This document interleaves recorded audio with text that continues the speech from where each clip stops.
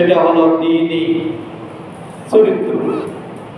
মেয়েটা বা ছেলেটা দিনদার কিনা, ফরজগার কিনা, নামাজি কিনা, কোরআন পড়তে জানে কিনা, পর্দা খুশিটা মানে কিনা, হালাল হারাম পার্থক্য বুঝে কিনা।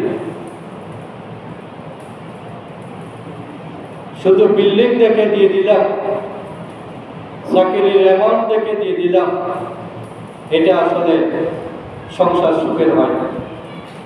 এই জন্য দ্বীনি চরিত্র হলো ভালো বীজ, এটা ইনপুট, যেখান থেকে ভালো ফসল পাওয়া যাবে।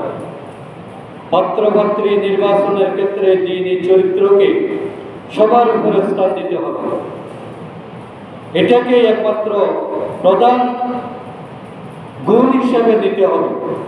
সৌন্দর্য, সুন্দর বা সুন্দরী, এটা সাময়িক। মানুষ যতই সুন্দর হোক, কত বছর সুন্দর থাকে? এই 10-15 বিয়ের পরে 15-20 বছর, এরপরে কি আর সৌন্দর্য সবাই সমান হয়ে যায়? কিন্তু গুণটা থাকে তো আজীবন, এবং গুণটা যত পুরানো হয় তত বাড়ে। মানুষ যত বয়স্ক হয়, গুণী মানুষ হলে ওই গুণী মানুষের গুণটা তত বেশি ফুটে উঠে। সৌন্দর্য করতে থাকে কিন্তু গুণটা ফুটে উঠে। এই জন্য গুণের কদর করতে হবে। বাহ্যিক ফিগার বা সৌন্দর্য, এটাকে অগ্রাধিকার দিতে গিয়ে কোনো দিকে খেয়াল না রাখা, মা বাবার কথাকে গুরুত্ব না দেওয়া, অভিভাবকের কথাকে গুরুত্ব না দেওয়া এবং নিজের চয়েস মতো বিয়ে করা, এটা আসলে কপালে দুঃখ ছাড়া আর কিছু থাকে না। একটা সন্তান যদি মা বাবার অসম্মতিতে দাম্পত্য জীবন শুরু করে, ওই সন্তানের জীবনে কখনো সুখ আসতে পারে না, এটা অসম্ভব।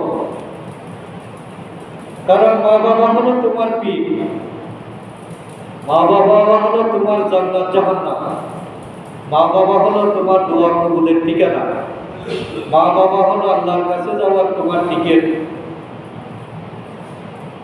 তাহলে তুমি সবগুলো নষ্ট করে দিয়ে শুধু নিজের চয়েস মতো একটা মেয়েকে করে নিয়ে আসলে আরো কোনো সম্মতি নাই। আরো বলে যে আমি তাকে না পেলে আমি আত্মহত্যা করব, আমি বাঁচব না। এগুলো সব শয়তানের ধোঁকা। এবং পরিসংখ্যান বলছে এইরকম যারাই নিজস্ব চয়েসের সম্পর্ক করেছে, মা বাবার মতামত, অভিভাবকদের মতামতকে গুরুত্ব না দিয়েই যারা দাম্পত্য জীবন শুরু করেছে,